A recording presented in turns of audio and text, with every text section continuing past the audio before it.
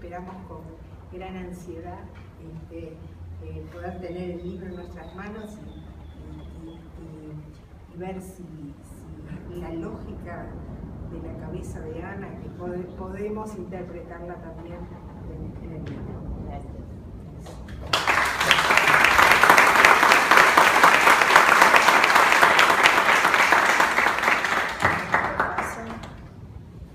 Hablen bien cerca del micrófono. ¿Con los dos? Sí, con los dos.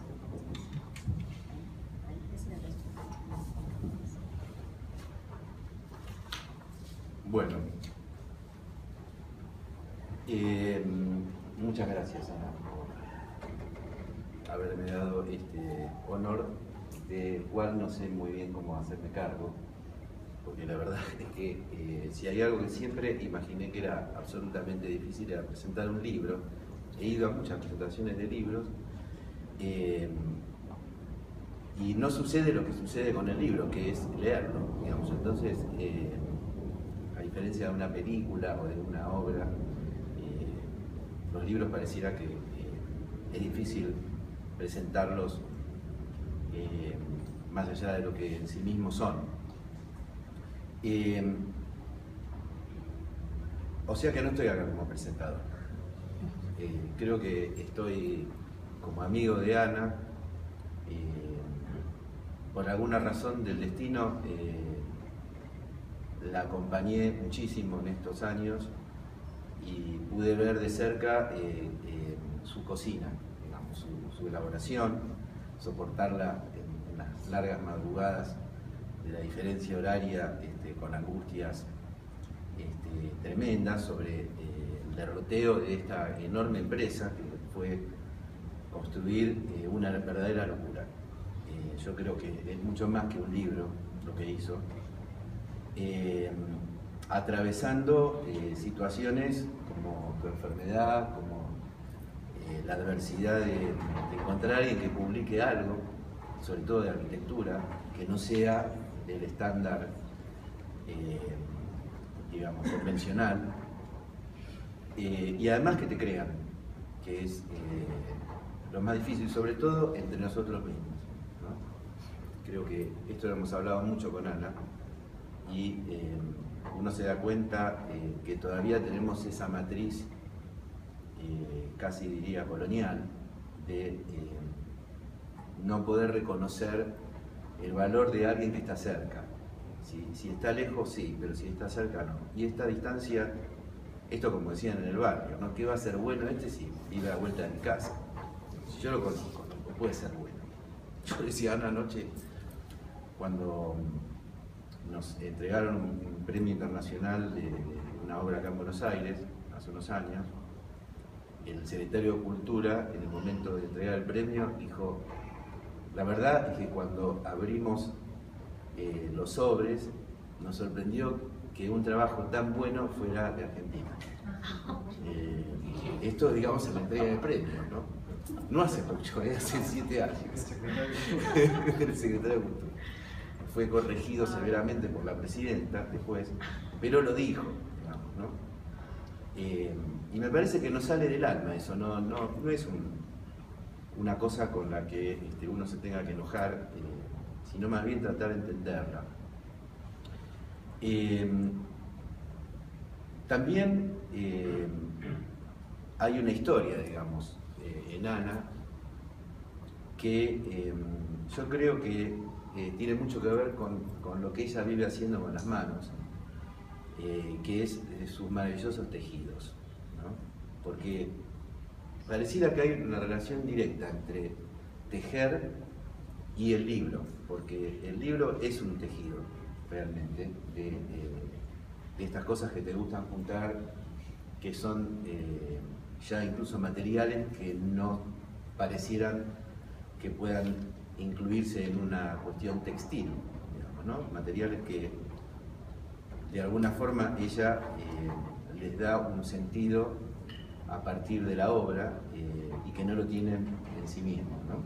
Elementos encontrados, cuestiones que son casi de la basura, otras que la llevan al paroxismo de prácticamente esquilar una oveja para conseguir lana, ¿no? Situaciones de las más extraordinarias y que se parecen mucho al libro, porque el libro es un tejido de cosas rarísimas. Anoche decíamos que es exactamente igual que la pastayuta, porque, y es verdad, porque la pastayuta es una cosa muy práctica, muy fácil de acceder, pero extremadamente compleja, porque incluye tantas posibilidades que pareciera una comida sencilla y en realidad se vuelve muy sofisticada hacerla, pero siempre te deja lleno, digamos. Eso es como una característica propia de la pastayuta, y que con Ana yo creo que pasa eso, porque de alguna forma su desborde permanente hace que al final termines cansado y lleno, ¿no?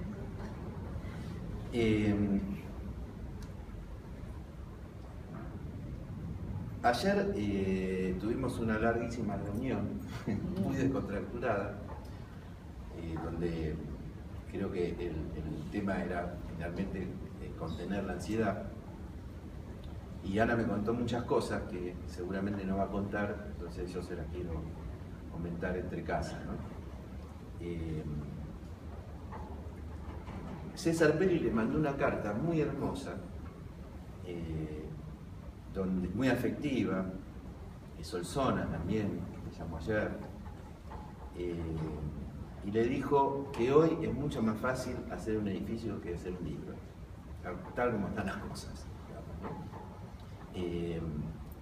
Y empezamos a hablar de Peri.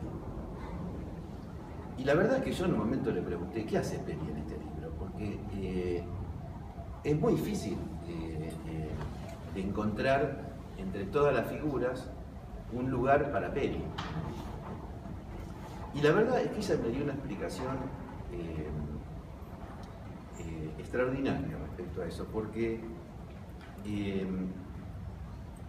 hay un punto que tiene que ver con lo que decía al principio, que tiene su sustento en el tema de las convenciones, ¿no? Y elaborábamos una idea que no sé si es así, pero es interesante, que la palabra convención viene de convento, digamos, ¿no? Y en el convento las cosas se discuten hasta cierto punto, y una vez que están establecidas, se genera una convención, y sobre eso no se discute más. Y la verdad es que nosotros tenemos, sobre todo los arquitectos, quizás por no querer interpelarnos demasiado, muchas convenciones que nos protegen de esta situación tan dialéctica que tiene la arquitectura como conocimiento y como idea, y por ciertas convenciones dejamos siempre gente afuera. Y seguramente eso implica perder cosas y ganar nada. Con lo cual yo anoche casi me hice amigo de César Peri, y entendí por qué estaba en este libro. Digo él como otras cosas, ¿no?, que están en la recopilación de Ana, y que no es una pregunta capciosa, sino que tiene que ver con un estado de las cosas que más o menos uno sabe cómo es, porque está con otros y los otros hacen referencia a estas convenciones. En definitiva, creo que lo que está haciendo con esto es revelar cosas, y para revelar cosas hay que revelarse, ¿no? Entonces, esta cierta, digamos,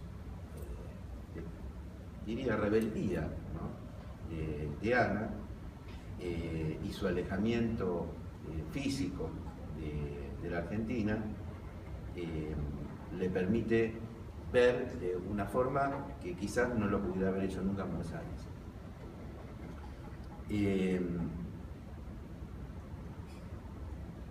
Después hay otro tema que lo hablábamos con Berto en la entrada, de cómo está organizado esto, porque también es una pregunta que uno, por deformación, tiende a interpelar, ¿no? ¿Cómo se organizan las cosas? Y la verdad es que el libro tiene una forma de índice, que me parece que es lo más interesante de la estructura, donde a través de una matriz de entrada, uno lo que va encontrando ahí es una red que lo lleva a otros libros, y en realidad, más que a otros libros, te lleva a otras personas también, y a aspectos que hacen al conocimiento de la arquitectura, que no tienen un lugar formal, que lo podés encontrar a partir de la curiosidad que te genera este libro. Me pasó ayer con un capítulo sobre Sergio Foster, no sé, no lo vi por acá, no está, sobre el espacio público boliviano, ¿no? Y en el repaso, ese tema me abrió el deseo de sentarme con él realmente y conocer más de ese aspecto, y esos datos están ahí para ser usados dentro de una red que supongo que a todos les va a pasar, que van a conocer gente, cosas, ideas que no están formalmente a disposición de lo que uno puede acceder en este conocimiento. En relación a eso, creo que hay, sobre todo para los que nos hemos educado con los libros de texto, una novedad respecto al tema de los libros, que yo creo que es superadora en términos de esta discusión que hay acerca de si Internet va a terminar con los libros o no. Cuando nosotros estudiábamos, los libros tenían menos fotos que texto. Y en general las fotos además eran en blanco y negro y muy pequeñas. Con lo cual, si uno estudiaba a Palladio, terminaba viéndolo realmente viajando a Vicenza, pero si no, era prácticamente imposible conocer su obra fotográficamente, salvo la lectura de esos textos que nos hacían imaginar.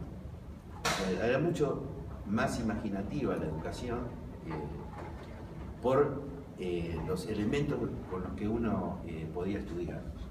Después había, obviamente, una historia de tratados, básicamente en arquitectura, y de libros de historia o de teoría que eran con los que estudiábamos. Cuando irrumpen las revistas, mucho antes de que nosotros entramos a la universidad, pero explotan en el momento en que nosotros estábamos estudiando, digamos, ¿no? Los 80, los 90 son el periodo revisteril, donde ya los textos prácticamente